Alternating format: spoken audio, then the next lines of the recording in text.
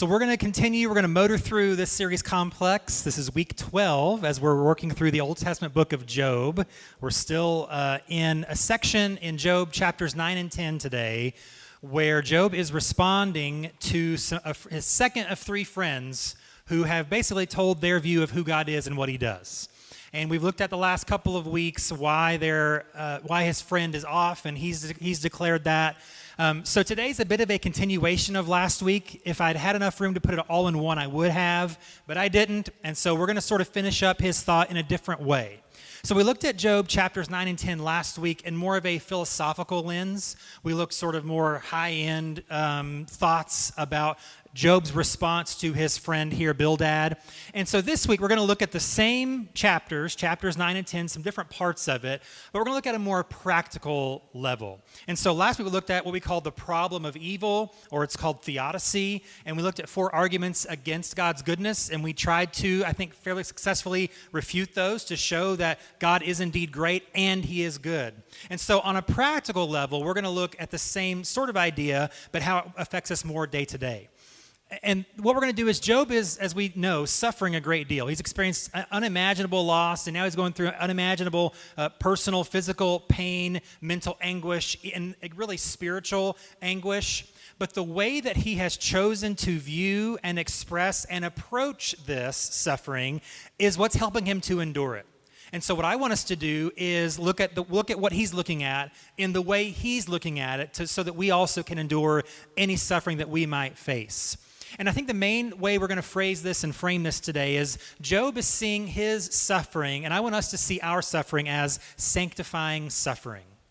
Sanctifying suffering. So it doesn't take much for us to recognize the negative parts of suffering, right? They're pretty evident. You know when things are wrong, or when things are bad, or when things are going worse, or when you're in more pain. Like, those are obvious things. No one needs any help on defining those types of things. They're self-evident. But what I want us to look at today is see positive aspects of these negative things. Now, I try to avoid this. I'm not just going to be pie in the sky. We've avoided that, I think, successfully so far in the series.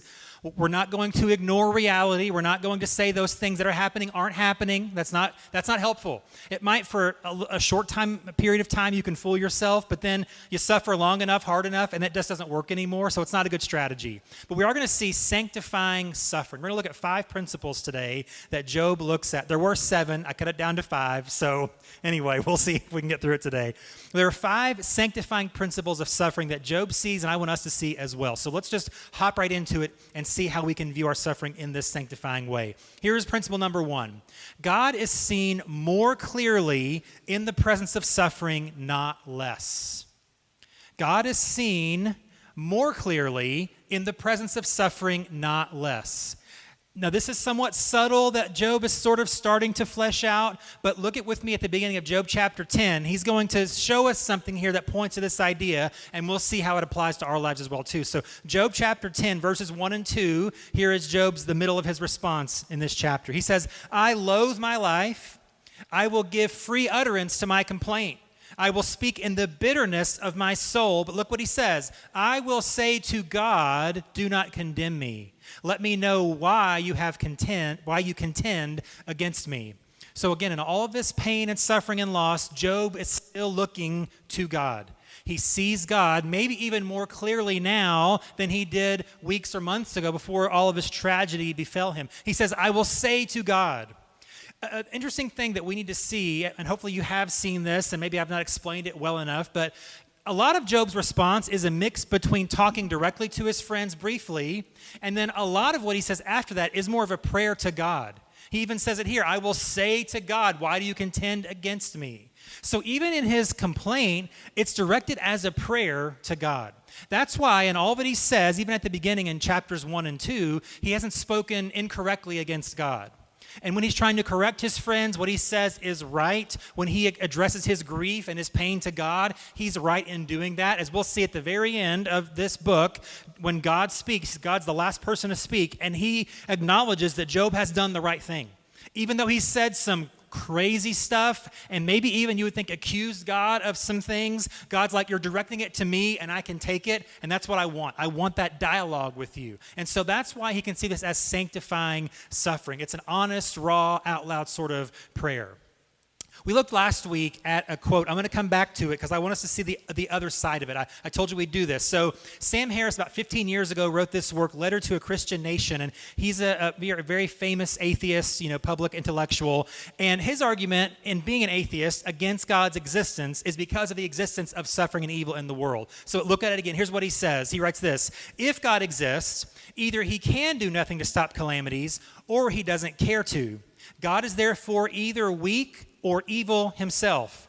There is another possibility, of course, and it is the most reasonable. The biblical God is a fiction, like Zeus and the thousands of other dead gods who most sane human beings now ignore.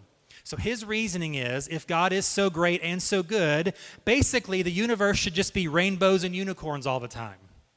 Now this guy's smart, but that's a really dumb thing to say. That's a really stupid way to live your life. If God is real, nothing bad will ever happen. Well, people have been around forever. God's been around for longer than that, we would say, and bad things still happen. Negative things, suffering still happens. So on the opposite end of that, American Christian philosopher Alvin Plantinga, he writes this in his book, Warranted Christian Belief. It's a little bit longer of a quote, but I want you to hear what he says to really answer this original argument. He says this: could there be any such thing as horrifying wickedness if there were no God and we just evolved? I don't see how. There can be such a thing only if there is a way that rational creatures are supposed to live. He goes on to say this: a secular way of looking at the world, like Sam Harris does, has no place for genuine moral obligation of any sort, and thus no way to say there is such thing as wickedness. Accordingly, if you think there really is such a thing as wickedness, then you have a powerful argument for the reality of God. So one of the faulty premises of atheism as a worldview is logically it leaves no room for morality to exist. Where did that come from? It didn't just evolve through biology. We didn't just come from the apes and now we have moral reasoning and we have basis for knowing right and wrong. It was implanted in us by some higher power. There's no basis in atheism for morality, even though every atheist lives within the context of morality. They like morality, they want morality, but they can't explain it in their worldview apart from God. And so Plantinga also, he underscores something that we touched on last week in his quote here, that evil is not a thing in and of itself. The idea or the prospect of an evil thing is the deprivation or corruption of an already existing good thing. So everything that God made was made good, and some outside force corrupted those good things through sin, through disobedience, whatever you want to say, or however you want to explain that. But evil didn't just pop up out of nowhere. It evolved from the deprivation or the corruption of a good thing. And that's what he's saying here too, that something good had to exist first in order for evil then to come alongside it and affect that. So this points to an eternal being. This points to a good God who made all things and made all things good, and then the corruption of creation introduces evil and wickedness into the universe. Now again, I know that's a little more philosophical. I thought we were going practical here. Here's on a more practical level how we can see this in action in our lives. How we can know I can see God more clearly through suffering, not less clear. So a separate quote from a guy we looked at last week as well, Gottfried Wilhelm Leibniz, this 18th century German philosopher. He writes this, and there's a practical application that we'll look at here in just a second. Here's what he says: a little acid, sharpness, or bitterness is often more pleasing than sugar. There's a balance there, right? Shadows enhance colors, and even a dissonance in the right place gives relief to harmony. Then he says this: do men relish health enough or thank God for it without having ever been sick? And is it not most often necessary that a little evil render the good more discernible, that is to say, greater? He's making the same argument here. He's like, colors are made more vibrant through shadow. It's the dark thing, it's the negative thing, but it gives the balance and makes the colors even more bright. And I love what he said about your health. You appreciate your health more after you've been sick. Anybody disagree with that? Okay, not a hand. Good, awesome. You're proving our point here. That's great. You appreciate your health more after being sick or going through some sort of illness or having some sort of disorder. You long for those days when your health was what it used to be as you get older. It's in those negative things that we see the positives shine even more brightly. One other aspect that he looks at, I'm going to do a fun little exercise that may not translate to video or audio very well. We'll just see how that does. But you're here in the room. You get this benefit if they don't online. So take that, unless it's on there, and then you're welcome, I guess. He talks about this idea of dissonance and harmony. That's a musical term. So I'm going to move over here and show you what he's talking about. You're going to get to hear this in real time. I'm not going to play anything fancy. I'm just going to show you. If you don't know what dissonance is, we're going to give you an example of what that is, and you're going to hear what we're saying. So I'm just going to play 2 chords, just regular chords, and you're going to hear it's just pleasing, okay? You hear that? It's just nice and pleasant, the harmony there. That's great. Now, I'm going to play a dissonant chord, and you're going to hear something different. Are you ready? You hear that difference? I just stay on that. What are you waiting for? You're waiting for it to resolve. Come on. You hear that? There it is. I resolve the dissonant chord. And so what happens is you hear in music the tension there. In that it's more of a dark, that's why you have those dissonant chords. It builds tension, it gives emotion to a song. There, we're not done yet. I'm waiting. I'm on the edge of my seat for that chord to resolve to the end. That is how much of our life works. And we'll connect this at this point. We'll connect perfectly and dovetail in with the final point in a minute. But as we talked about last week in Romans, all creation groans. All creation in its broken state, post-Genesis 3 fall of man, sin entering the world, all creation is always on that dissonant chord all the time. Even the earth knows this is not how we were. The earth knows we were made a certain way, and they felt that fracture. This is not how it was designed to be, but that's how it is. And they're looking forward to when at the end of time, when God judges all sin and all things are made right and justice is fully and finally done, everything then will resolve.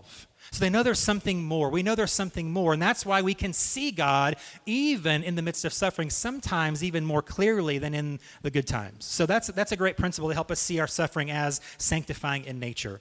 Here's a second principle that we see in sanctifying suffering. Suffering creates and strengthens unique community. Suffering creates and strengthens unique community. A positive effect of suffering is it opens our eyes to what we might call shared humanity. Because sometimes in our success, we tend to isolate if we're not careful or even if we're not aware of it. I'm too reliant when things are good, or I feel threatened by other people when things are good. If I get them involved, they might mess it up. If I have a small business, if I add this team member, man, it's a big decision because what if they come and wreck the whole thing? What if they embezzle money? There's all these what ifs and all these negatives. And so in success, we tend to maybe feel like we're above other people who aren't as successful as we are or aren't doing as good as we are at the time. Even if it's subconsciously, there's this tendency to isolate in success. But suffering shows us how connected we are. There is really shared humanity, and it shows our need for one another. I need people, and people need me. Suffering helps us to see that. One term in sociology is this idea of pain as what they call social glue. Pain as social glue. So, for example, a funeral is going to bring a family together. And a lot of times what happens is in that time of grief, when we're all broken down, we're all sort of emotionally vulnerable, that's a time when, it doesn't always happen, but it's a time when families can reconcile. They come together for a very sad reason, for a sad occasion, yet healing in the family for the next generation can then happen. It's this social glue that pain can be. Even think of the Unity, almost 25-year, coming up on the 25th anniversary of the attacks on 9/11.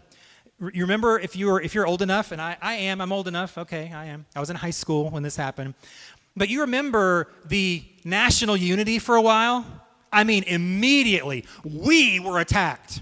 I've never been to New York City. I've never been to Pennsylvania. I never met any person who was attacked on that day. But as an American, I felt attacked. We all felt that way. We were attacked. And so we had this national sense of unity, even through this social glue, this shared pain, as people who are connected in this community. And even spiritually, there was a bit of an uptick there for a while, and then it went way, way down, like worse than it was before, and now it's maybe sort of on the uptick again. And so we see these times can have that effect. Even if you look in the book of Acts, the church, they grew, they flourished through suffering. Persecution brought them together. It was their social glue because they're like, we have no option. If we're going to survive, if we're going to make it, we've got to stick together. And so the suffering there is they're not looking for it, they're not asking for it, but as it comes, it actually brings them together. It creates this unique community and strengthens that unique community. Now, unfortunately for Job, he is not experiencing this. I added this in for our benefit, but also as a way to show you what Job is missing. Now, initially, when his friends, remember in chapters 1 and 2, when his friends hear about his situation, they come to visit him, so that's good. But ever since they've opened their mouth for the first time, he's like, could you please leave now? It's like after 4 days, dead fish and, visiting family start to smell. It's that sort of idea, He's like, okay, you have not been of any help. Later on in Job, he'll call them miserable comforters, which is a weird, oxymoronic term there. And so this community he does not have. He is on his own. Even his wife, as we looked at early on in the series, she's telling him, hey, just give up. Just curse God and die. Just be done. And we looked at different ways you can view that, but he's on an island. He's on his own. He does not have this. And so it is really a miracle that Job is able, even to this point, still make it, still survive, and still be looking for God. But this should strengthen that community, and so it should for us. Christian suffering should be a team sport. That's how it's designed to work. That's how you can withstand suffering, is you're on this team together. Galatians chapter 6, verse 2, Paul writes this in the New Testament. He says, share each other's burdens, and in this way obey the law of Christ. The reality is, when things get heavy in my life, I need people who can be there to help carry the load. When others in the room, others in our faith family, when they are struggling and down, they need us to get around them and help them and bear their burdens, share their burdens. But what does that look like in our life? There's a couple scriptures we'll look at from Paul, and then one in the Old Testament. So in Romans 12:15, Paul says it this way. Here's one way we can bear each other's burdens. Romans 12:15, he says, "Be happy with those who are happy, and weep with those who weep." Now, as we've already said, Job's friends have really done a terrible job of this. They see that their friend is down, but they're piling on. I think they feel they have good intentions. They think if we correct him and he repents, then God will now bless him. God will remove the suffering from him and the punishment from him, even though they're totally wrong. I think they think they're right, but they refuse to listen to Job, which is kind of revealing that they're just kind of stuck in their ways. And so we want to be happy with those who are happy and weep with those who are weep. But it's not just, I feel bad for that person. That's good. Sympathy's good, even empathy's good, but it's really more than that. So go with me back to Ecclesiastes, more wisdom literature from the Old Testament. It's a pretty classic passage. You'll probably recognize it here as we read it. But it gives us practical to-dos, things that we can physically do to help those that are suffering and in need. Ecclesiastes 4, 9 through 12, it says this: 2 people are better off than one, for they can help each other succeed. If one person falls, the other can reach out and help. But someone who falls alone is in real trouble. Likewise, 2 people lying close together can keep each other warm, but how can one be warm alone? A person standing alone can be attacked and defeated, but 2 can stand back to back and conquer. 3 are even better, for a triple braided cord is not easily broken. There are actions that are taking place here. Lifting people up, fighting alongside, or having someone's back, literally. And so what we want to look at is, what practical things can I do to be there for those who are suffering? Now, the answer to that question depends on the situation, obviously. It depends on the circumstance and the person, your relationship to them. But there are practical, physical things that we each can do to have that sort of social glue and that community for those who are suffering. And what I love about this local body is I feel like we do a really good job on that part. Keeping up with each other, staying invested in each other's lives, that sort of thing. And so I'm preaching to the choir a little bit here, but just sort of encouraging us to continue doing those great things. Now, there is one challenge in this, and then we'll move on to the next practical tip here. As a form of encouragement and motivation, what we have to do is make this a consistent thing. Here's what Paul says in 2 Corinthians 1, 3, and 4. He writes this: "All praise to God, the Father of our Lord Jesus Christ. Our God is God is our merciful Father and the source of all comfort. He comforts us in all our troubles so that we can comfort others.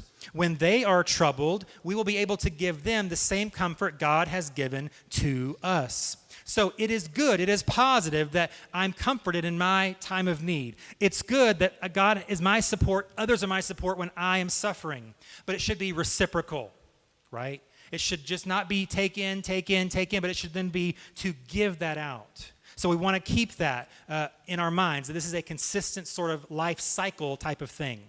And it also, implied there, is the challenge to not revert back to isolationism when things are good again, but to continue to look out for others. Yeah, maybe my situation is better than theirs. It's not to be a point of pride. It's then I can resource them maybe even in a more healthy way because I'm in a good place. It's not that I have to feel threatened by somebody else and I don't want them to succeed as good as me or better than me, but it's like when they're down, we're going to pick them up. When they're fighting, we're going to join the fight with them. 2 are better than 1. 3 is better than 2. We're going to do this thing together in this unique, strong community through suffering. So the third principle here with sanctifying suffering is that suffering develops trust.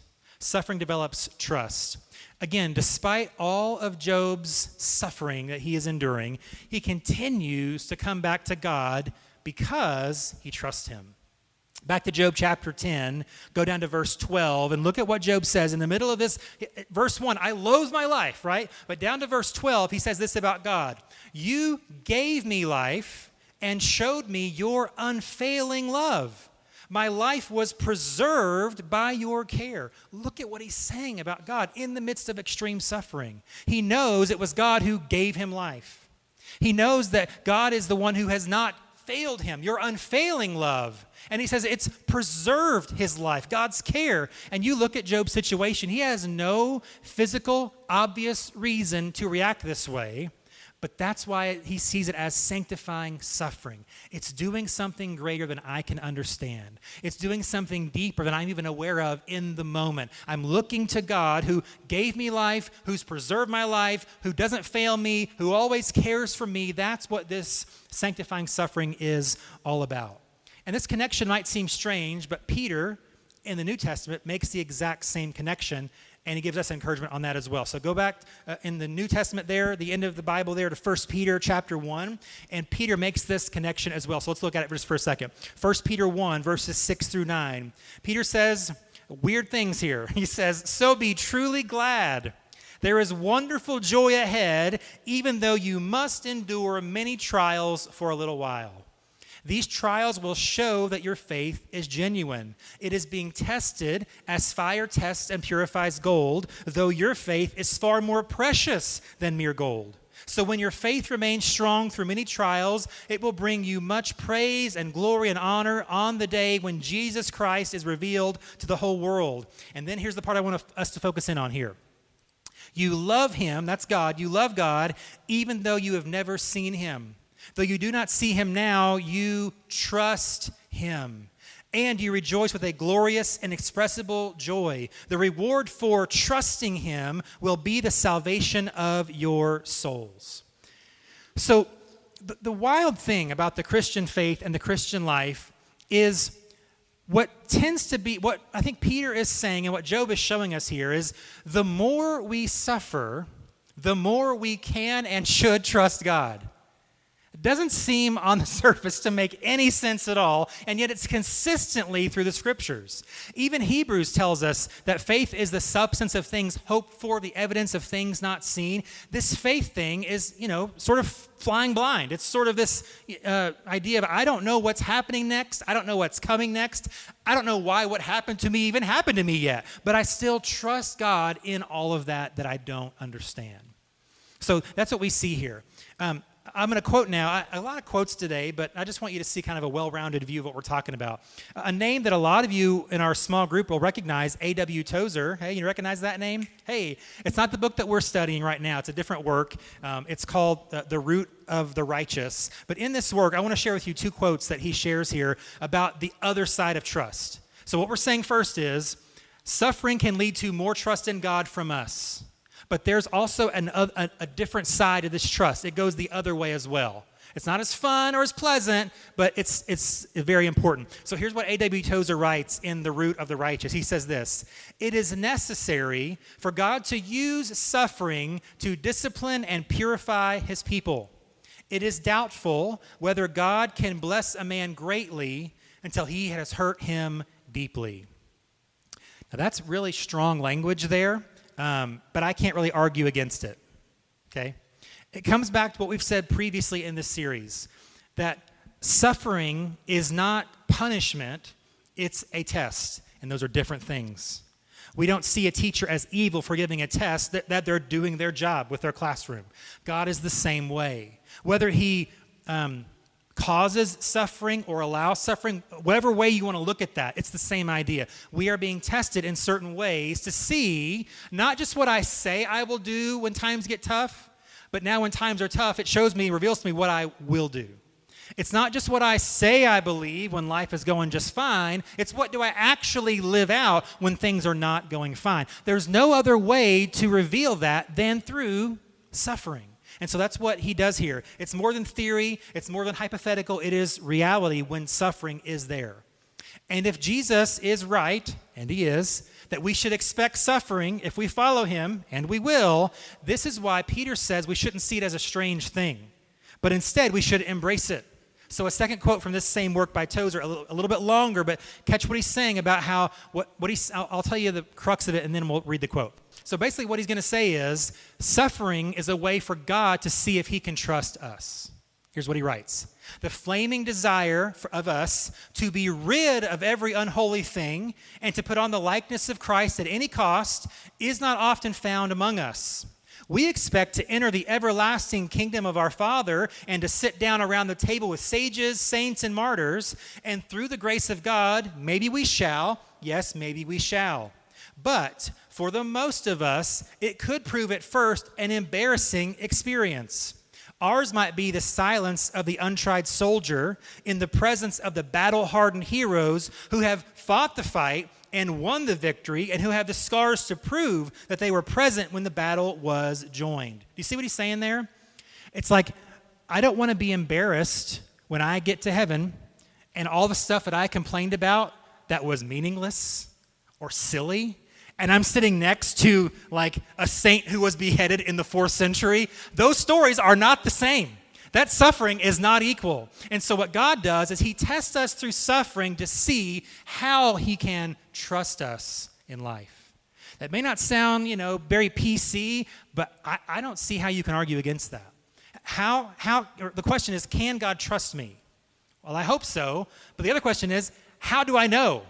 It has to come through suffering. The only way I can be proven is through suffering. Now, I will say this.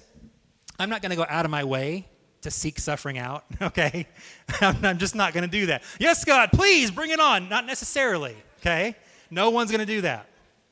But the point is not that I'm asking for it. The point is it's going to come in some form or another at some point. And so it's not am I looking for it. It's like when it comes, how will I respond? Will I give up on this whole faith thing because I can't see what God's doing in the middle of this? It's not going to show, much trust that God can have with me if that's my response. Now, again, we're going to struggle. We're humans. We're frail. We have emotions. And yes, we're going to, like Job, he cries and he laments and he wants to be dead for half of this book. But yet he's still there. He's still pushing. He's still living. He's still asking. He's still believing in the same God, even though he feels all this weight on top of him. That is sanctifying suffering. That is what this is all about. Can God truly trust me? And how do I know? It's got to come through, unfortunately, suffering. But it builds that trust.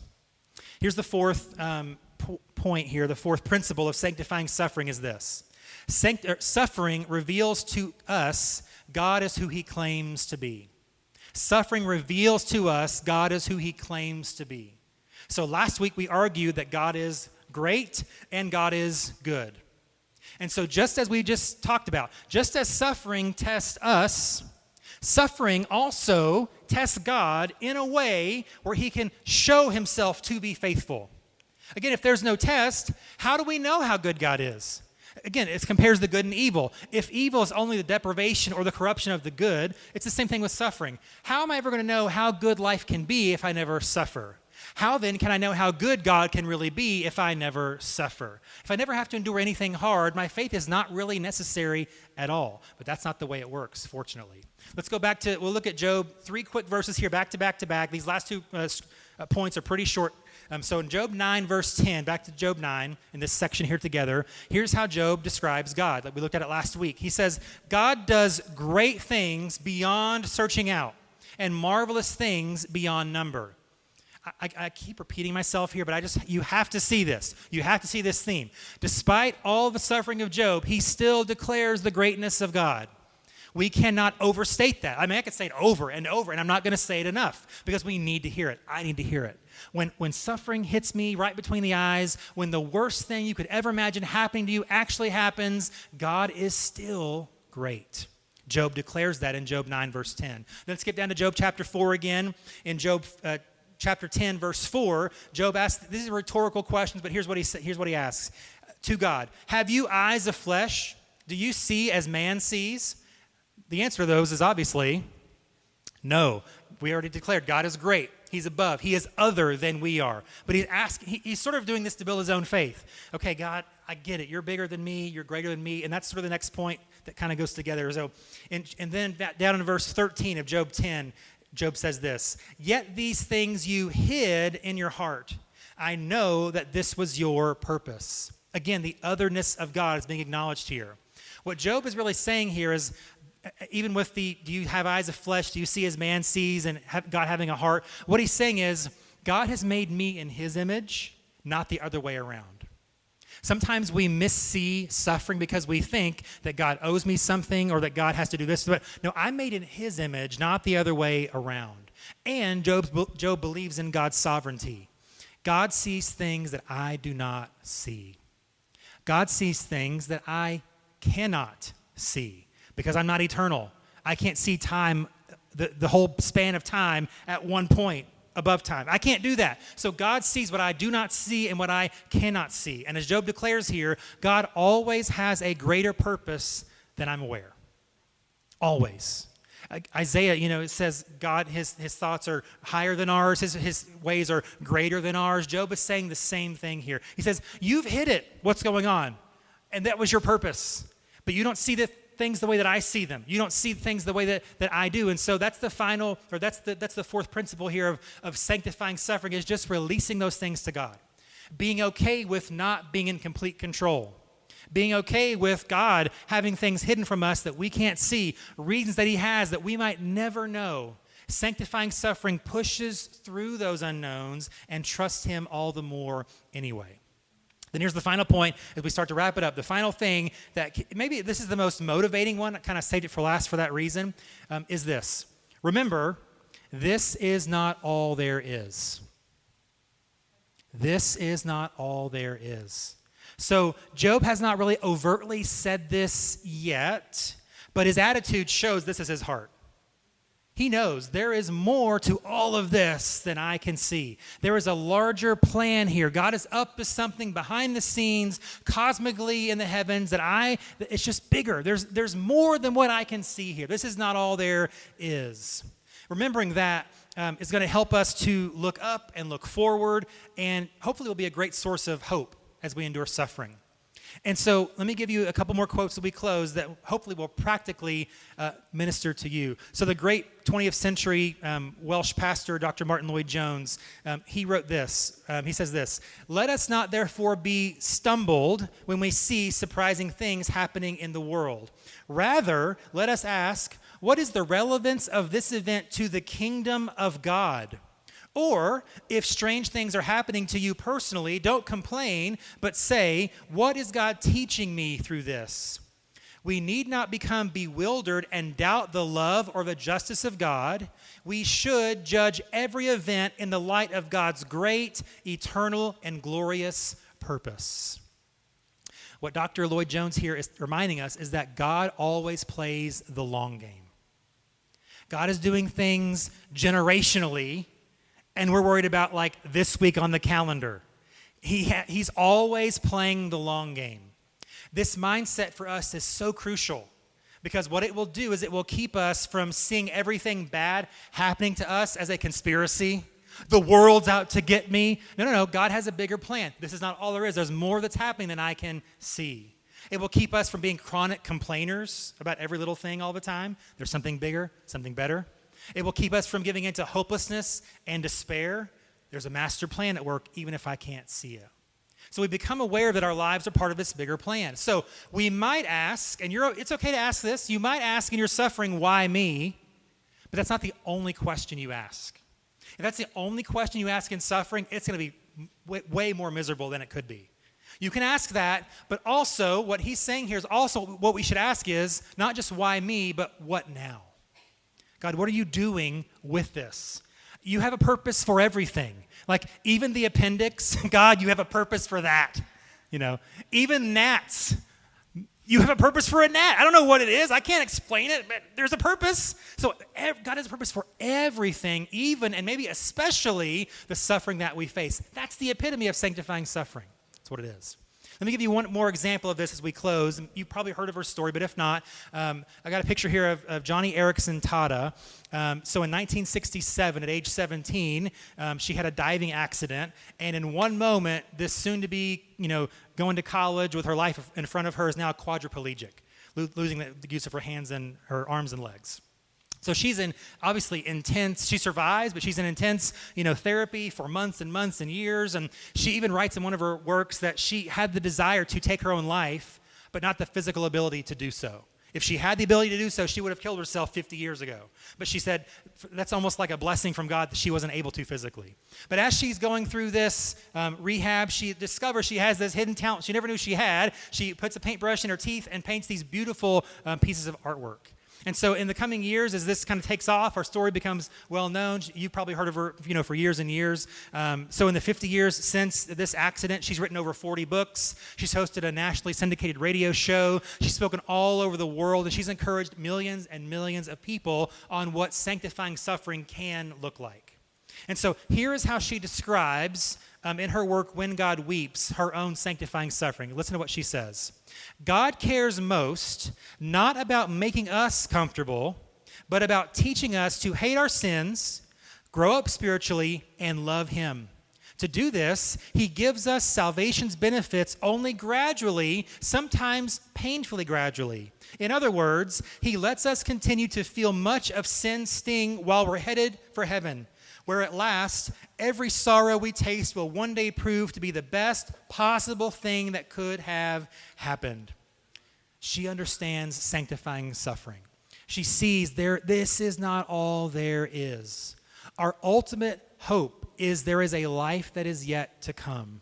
And here's what Paul tells us about that. Romans 8:18, Paul says, "Yet what we suffer now is nothing compared to the glory he will reveal to us later." One day soon, I don't know when it will be, and I'm sorry that we have to face suffering and pain now. I wish it weren't that way, but it is. But our hope, our motivation is that one day we will be in a place forever where there is no more pain or suffering or sadness or tears or crime or sickness, none of that. And that is forever with no end. That's why Paul says our suffering now is temporary. It seems like in the middle of it, this is never going to end. But one day, it will all end. This is not all there is. That is our hope in our sanctifying suffering. We can see God. We can trust God. He can trust us. We have one another to endure this suffering as we anticipate the home that is yet to come where suffering is no more. This is how we practically live out our sanctifying suffering. Let's pray as we close today. God, in this series, we've talked a lot about suffering, and it might seem like an overload, but that's what this whole book of Job is all about. It's teaching us, it's showing us this man's suffering to an extreme degree to help us as we endure suffering. God, we don't look for suffering, but in a strange way, we thank you for it, that you're proving us, that you're testing us, and that we can see you in the middle of that. And what we see here, the pain, the sin, the disorder that we see and live with here will show us in the life to come how good that life is going to be. God, you are great and you are good, as we talked about the last couple of weeks, and we thank you that even our suffering can be seen as sanctifying. It's doing something greater than we can see. It's doing more than we are aware that it's doing. We see you even clearer in those moments of darkness because you're so bright, you're so good. And so we don't look for it, but we thank you that you're with us in it. We thank you that you have a plan and a purpose that is greater than our minds can comprehend. And our hope is that we will be with you one day in a place of perfect peace. And so we look forward to that, and we believe that, and we live that out even today in the middle of what we're suffering through in the moment. God, I pray a blessing over everybody here today. You'd be with them this week, whether they're on a high or a low, whether they're suffering or not, that you'd be with us, lead us, guide us, carry us through all that life has for us this coming week, and bring us back next time ready for more of you. In Jesus' name, amen.